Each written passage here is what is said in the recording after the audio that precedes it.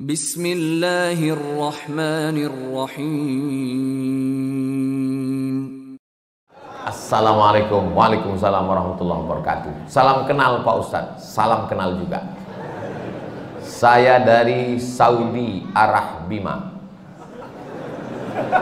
Ada orang sholat 60 tahun, tidak ada satupun sholatnya yang diterima karena mereka tidak meluruskan ruku dan sujud. Ruku dan sujud yang bagaimana yang benar itu Pak Ustadz Somad? Irji ila salatika fa innaka lam tusalli. Ulangi salatmu karena salatmu tidak sah. Sahabat itu pun mengulangi salatnya.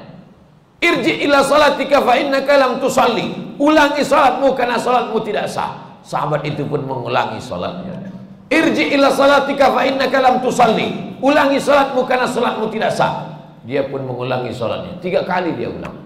Akhirnya setelah dia ulang 3 kali, gimana yang benar itu ya Rasulullah? Kata Nabi, hatta tatma'inna raki'an. Kalau kau rukuknya tumakninah. Makna tumakninah 2. Yang pertama, ada tempo tenggat waktunya. Seminim-minimnya rukuk 1 kali tasbih. Subhana rabbiyal azimi wa bihamdih. Walaupun 1, tapi dibaca itu ada tumakninahnya. Subhana rabbiyal azimi wa bihamdih. Kenapa orang sholat nggak ada tumakninahnya? Seperti pohon bambu di tepi sungai ditiup angin, karena nggak dibaca di mulut. Allahu Akbar, Allahu Akbar, Allahu Akbar, Allahu Akbar, Allahu Akbar. Pas ditanya, kenapa kau sholat cepat betul? Maaf, nama saya Valentino Rossi, pembalap, pemuda berbadan gelap. Yang kedua, kenapa tidak ada tumakninah? Tidak benar rukuknya. Kalau diletakkan bejana di atas, tidak tumpah airnya, diagak-agak demikian. Jangan terlalu tunduk ke bawah seperti kambing lapar dapat rumput. Jangan mendongak ke atas seperti kuda jantan melihat kuda betina, apalagi kuda liar. Maka dia harus diagak-agak, dikira-kira. Jadi makna tumakninah 2, gerakannya dan waktunya.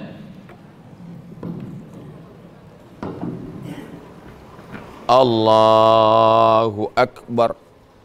Subhana rabbiyal azimi wa bihamdih. Subhana rabbiyal azim. Tidak terlalu menunduk ke bawah, tidak terlalu mendongak. Jangan rukuknya mendongak. Lalu kemudian sujud hatta tatma'inna sajidan. Kalau engkau sujud, sujudnya juga tumaknina. Ujung kaki 2, ujung lutut 2, tapak tangan 2, kening 1. Nggak ada orang keningnya 2. Menempel ke bawah. Ini kening. Apakah hidung juga wajib disentuhkan? Kening ke lantai wajib. Hidung mustahab, dianjurkan. Yang paling bagus hidung. Cuman beda kita dengan orang Arab. Orang Arab tuh nggak terlalu terpaksa, kena dia. Kita memang agak kita paksakan dia. Mohon maaf, yang besek jangan tersinggung. Ini saya cerita tentang saya nih maksudnya. Jadi masalah hidung kena itu mustahab, dianjurkan. Bagaimana kalau orang pakai peci sampai keningnya tertutup? Ada orang pakai peci gitu. Makanya sebagian orang kadang kalau mau sholat dinaikkannya ke atas. Supaya menempel ke bawah. Afdolnya demikian. Bagaimana kalau ada orang keningnya tertutup? Maka sesungguhnya kain pada bagian tubuh yang menutupi tidak membatalkan sholat. Mana dalilnya? Karena ada seorang sahabat Nabi sedang sholat, dia ambil ujung jubahnya, dia tutupkan ke atas pasir karena dia tidak mau keningnya menempel ke pasir karena panas, terik, nggak ada sajadah. Sholat dia, pas mau sujud, ujung jubahnya dia sujud di atas. Itu dalil boleh menempelkan ke kain yang menempel ke badan, tapi kurang afdal. Yang afdal adalah menyentuh. Begitu yang diajarkan Nabi. Kenapa orang bisa tasbihnya itu cepat sekali? Karena tidak diucapkan di mulut. Kalau diucapkan di mulut pasti pelan. Subhana rabbiyal a'la wa bihamdi. Subhana rabbiyal a'la. Subhanakallahumma wa bihamdika. Tasbih kita pelan itu karena diucapkan. Subhanallah, subhanallah, subhanallah, subhanallah. Jadi kalau ada bapak ibu lihat ada orang cepat sekali, itu karena nggak diucapkan. Nggak diucapkan. Bahkan kata Syekh Ali Jum'ah, itu pakai nafas membantu lebih khusyuk diucapkan walaupun sholat zuhur dan asar.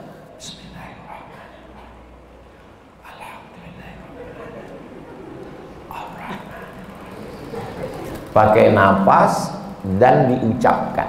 Apakah Nabi itu kalau sholat mulutnya bergerak? Ditanya kepada sahabat Nabi namanya Khabbab ibnul Al. Ya Khabbab, ya. Nabi itu kalau sholat mulutnya bergerak. Ya. Dari mana kamu tahu? Bittirabi lihiyatih. Aku lihat jenggot Nabi bergoyang. Kenapa jenggotnya bergoyang? Karena dagu dan rahangnya bergerak.